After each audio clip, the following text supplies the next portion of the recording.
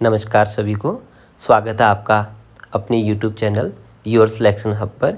जैसा कि आपको पता है, हम उत्तराखंड एलटी के प्रथम पेपर का पूरा सिलसिलेवार आपको हम तैयारी करवा रहे हैं। इसी क्रम में आज हम यूनिट 2 बाल विकास और व्यक्तित्व अधिगम और शिक्षण मनोविज्ञान का बाल विकास और व्यक्तित्व के अंदर अगले 11 से लेकर 20 क्वेश्चन तक का हम डिस्कस करेंगे।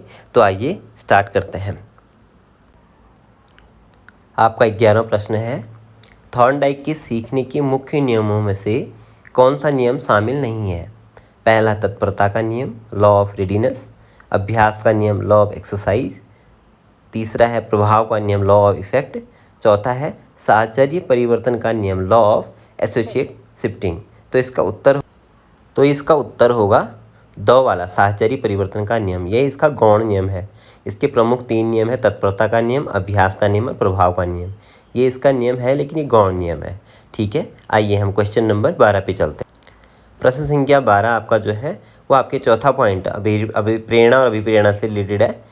अभिप्रेरणा का एक चक्र, मोटिवेशन साइकिल, मुख्य रूप से किससे आरंभ होता है? आवश्यकता से, नीड से, या फिर प्रणोद, अंत प्रणोद कहते हैं, ड्राइव से, प्रोत्साहन से, इंसेंटिव से, या फिर लक्ष्य से, गोल से।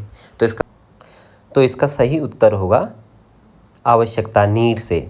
देखिए, जो अभिप्रेरणा है ना, इसका एक चक्र होता है। इसका सही क्रम क्या होता है? सबसे पहले आवश्यकता, फिर प्रणोद या अंतर्नोद कहते हैं, फिर उत्तेजना, फिर लक्ष्य, उसके बाद निर्देशित व्यवहार, फिर उपलब्धि, और उसके लास्ट में तनाव मुक्ति। इसकी शुरुआत हमेशा आवश्यकता से होती है। ठीक है, आइए अगले 13वें नंबर के क्वेश्चन पे चलते हैं। 13वें नंबर का प्रश्न है, निम्नलिखित में से कौन सा जन्मजात प्राइमरली अभिप्रेरक का उदाहरण है?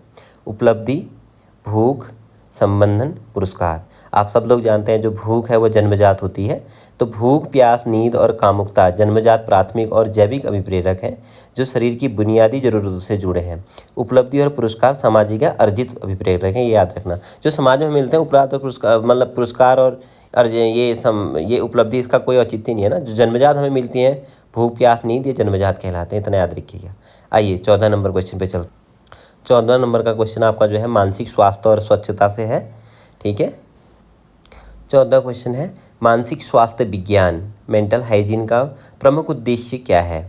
मानसिक रोगों की रोकथाम करना, मानसिक रूप से स्वस्थ समाज का निर्माण करना, व्यक्तित्व का पूर्ण समायोजन और विकास करना, या फिर द उपयुक्त सभी। देखिए, ये सारे जो उद्देश्य उपयुक्त सभी होगा इसका आंसर। ठीक है, आइए 15 नंबर क्वेश्चन पे चलते हैं। 15वां क्वेश्चन है, फिट इंडिया मूवमेंट की शुरुआत भारत में किस वर्ष की गई थी?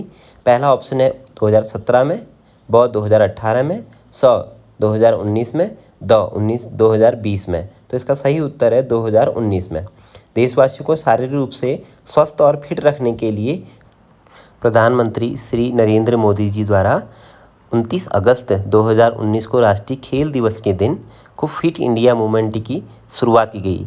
मेजर ध्यानचंद जो हमारे थे, उनके जन्म दिवस पर ये मनाया जाता है, इसलिए इसको हमने वो फिट इंडिया मूवमेंट उस दिन से स्टार्ट हुआ। ठीक है, आइए प्रश्न संख्या 16 को देखते हैं। प्रश्न संख्या 16 जो है मार्गदर्शन और परामर्श, गाइडेंस और काउंसलिंग से है। एक अच्छे परामर्शदाता में निम्नलिखित में से कौन सा गुण सबसे महत्वपूर्ण होता है? सहानुभूति रवैया, एम्पैथी कहते हैं जिसको। दूसरा, कठोर अनुशासन। तीसरा, निर्णय थोपना। चौथा, उपदेशात्मक होना। तो इसका सबसे बढ़िया उत्तर जो है ना, सहानुभूतिपूर्ण रवैया, एम्पैथी होनी बहुत ज़रूरी है।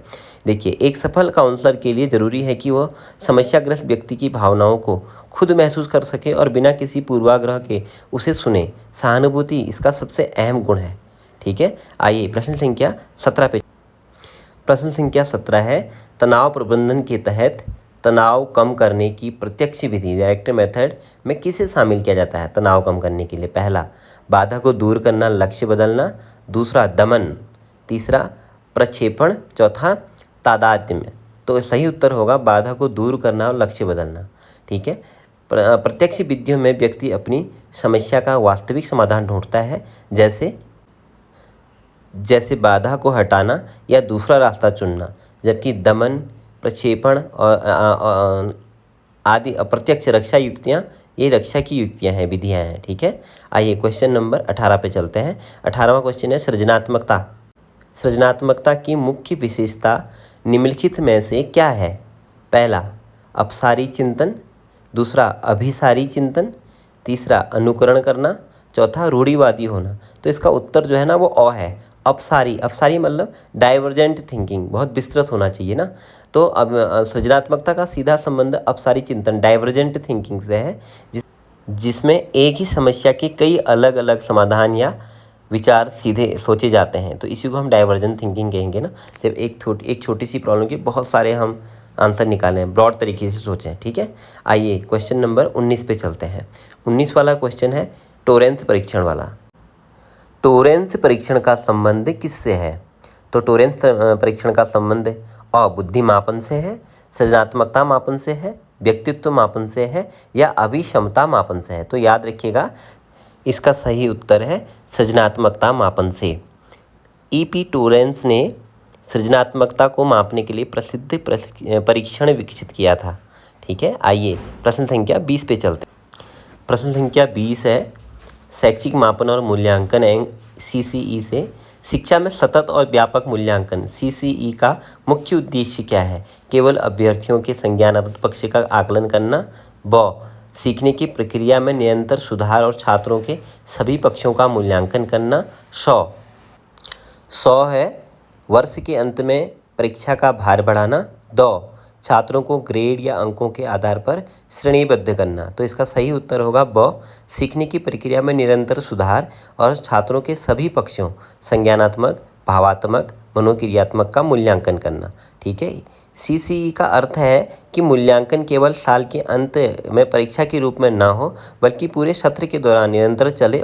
तो दोस्तों, आज के 20 प्रश्न इस प्रकार थे। तो कैसा लगा आपको हमारा सेशन, ज़रूर कमेंट करके बताएं। और अगर अभी तक आपने हमारा चैनल सब्सक्राइब नहीं किया है तो ज़रूर करें। अगर आपको इसकी PDF चाहिए तो हमारा टेलीग्राम लिंक मैंने दिया हुआ है, उस पर देखें।